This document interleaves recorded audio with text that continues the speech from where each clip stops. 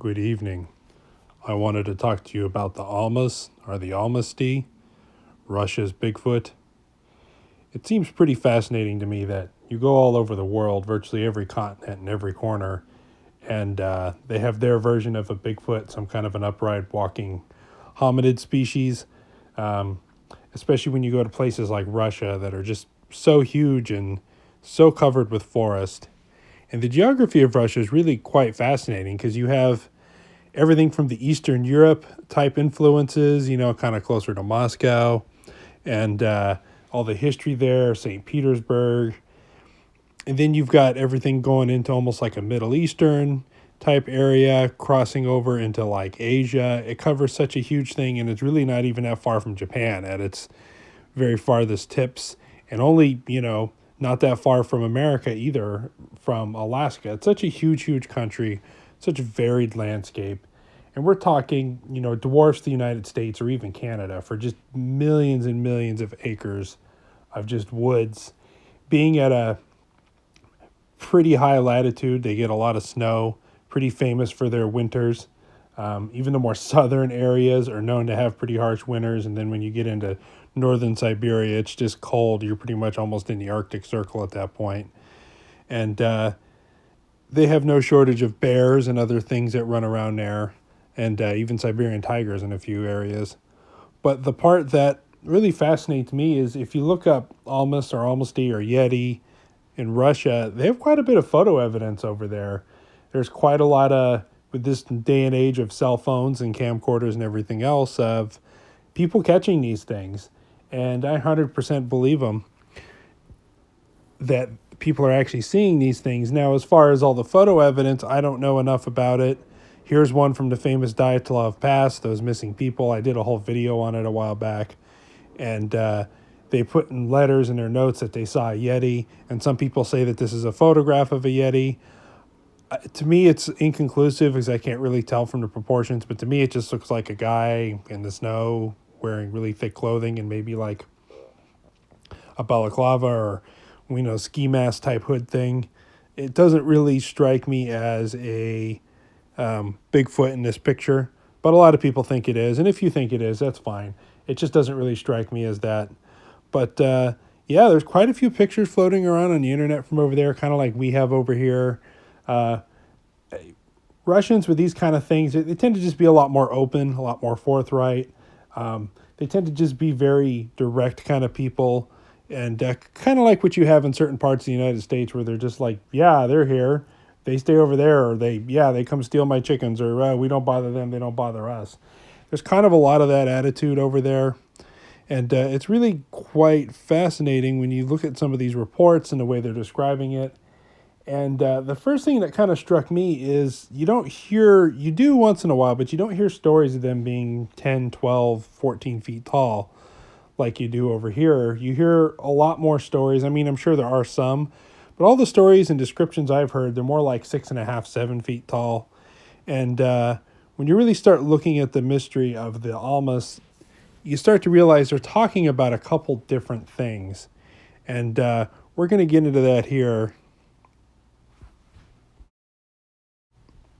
So the first thing that people report is your very classic Bigfoot, Sasquatch type or Yeti type, 6, 7, 8 feet tall, very broad chest, very hairy, classic what you would consider a Bigfoot here in North America.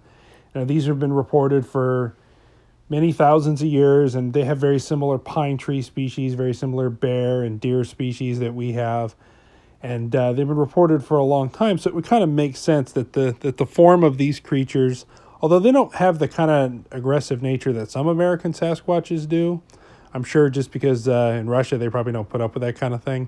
They probably shoot at them. I don't know.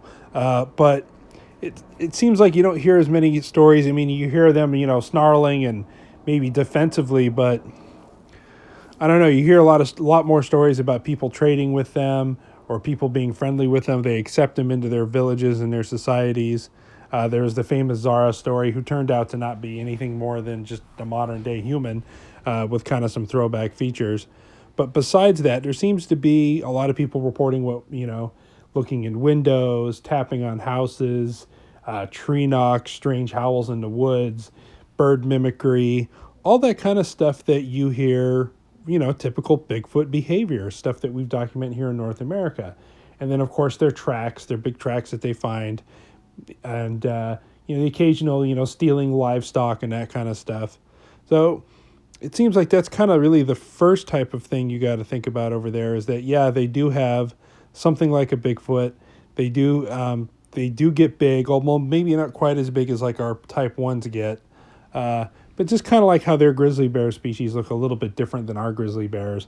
I mean, you look at them and you know it's a brown bear, but you look at them and there's just something not quite like what we have here in America. And I'm sure that's kind of the same thing over there. They're just kind of separated through, natural evolution. And I know a lot of people beat up evolution on the comments in this channel. And even if you believe they're created or you believe that they're evolved, there's certain even if you create something and you leave it alone for 10,000 years, through the generations, it's going to look slightly different if you don't believe in complete evolution. So I think there's some of that going on, just the geographical isolation. The really cold climates, I think, would probably have a lot to do with it, too. Lots of stories of these things being in caves and, being seen in the snow. And it kind of goes to the reason why they would call them like a Yeti, because you could kind of see how from the Himalayas to Russia and all that other stuff, how there's kind of a lot of the same general topography and same kind of ideas of very cold, very mountainous terrain. Where Bigfoot is seen in snow, we kind of don't always associate that with them. So the other thing that people report, and seems to be more common, is people report like a wild man or like a Neanderthal type species or a hairy feral human type of sorts, maybe a bit bulkier or muscular, as you would expect someone who was probably living off the land. If they successfully did it, they would probably be in incredible shape. And especially if they never had modern day stuff to cut their hair or trim their beards, you would expect them to be pretty gnarly looking. So there seems to be this other side of it, like I was saying, of I don't know what to compare them to. I guess in America, since everybody thinks of mostly like the Patterson-Gimlin, the Type 1 Bigfoots like we've discussed on this channel, I guess these are somewhere between like a Type 2 Bigfoot and maybe like a Type 4, the ones that look like a relic hominid, but smaller, generally a little more human size. There's a lot of theories that these are, pockets of Neanderthals that survived this whole time, and maybe at some points in history interbred with humans, so there's some kind of Neanderthal hybrid. But and there's a lot of theories about Neanderthals being, darker skinned and being built more muscular and being taller than people would expect. So there's a lot of theories about Neanderthals. And then if you think about them being so close to us that they could interbreed, the possibilities are endless, especially if they're isolated populations way back in the hills. Who knows, if you want to get into conspiracy land, maybe the government knows of isolated populations of these things and they just kind of leave them alone. So I think maybe that's possible just because Russia is just so vast. And a lot of places there, the village, they talk about the Almas, the Almasty, the wild woman of the woods, or the wild man of the woods, kind of like a lot of the native tribes do in America throughout history. But these generally have a very human-like appearance, a lot more human proportions, where a lot of Sasquatch in North America is described, having the longer arms and the bigger legs and being impossibly huge and large. These generally are a lot closer to a human, but not quite human. Generally more of a brow ridge, more of a protruding face, coarser features, hairier, that kind of a thing. And it really makes sense, because if we have, 8, 9, 10 different varieties of what people are seeing in America, different types of Sasquatch, whether they're different species or just genetic variations or isolation, like we said, it makes sense that in a place as huge as Russia that borders on Mongolia and China and all over Europe and Romania and all these other places, that there would be a lot of genetic diversity and that there would be different pockets and different, maybe different lineages in there. So it's very fascinating to me. So the Russian Almas, they have a very strong tradition, kind of like we do here in America, of our Bigfoot. People see them to this day. People film them. And this is really a worldwide thing.